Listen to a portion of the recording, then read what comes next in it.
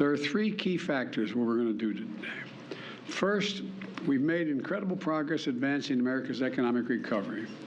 We've wound down pandemic relief programs like the ones on unemployment insurance and small businesses.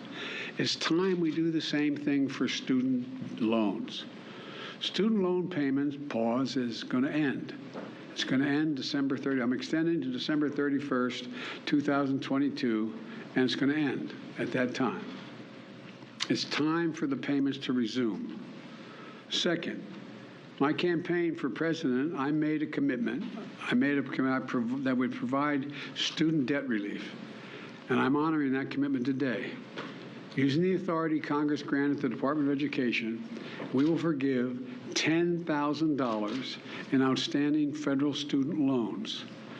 In addition, students who come from low-income families, which allowed them to qualify to receive a Pell Grant, will have their debt reduced $20,000.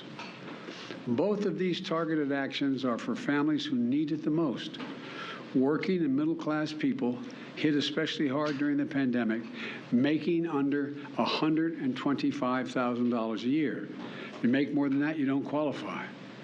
No high-income individual or high-income household on top of the 5%, in the top 5% of incomes, by the way, will benefit from this action, period.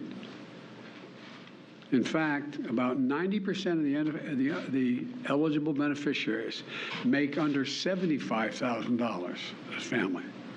Here's what that means. If you make under $125,000, you get $10,000 knocked off your student debt.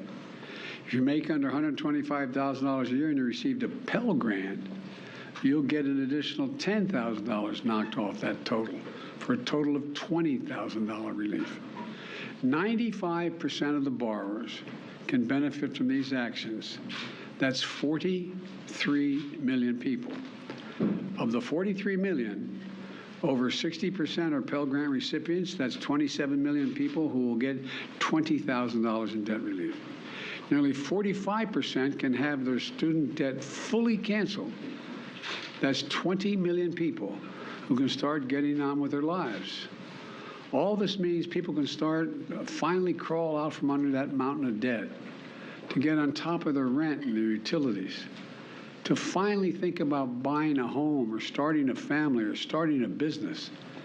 And by the way, when this happens, the whole economy is better off.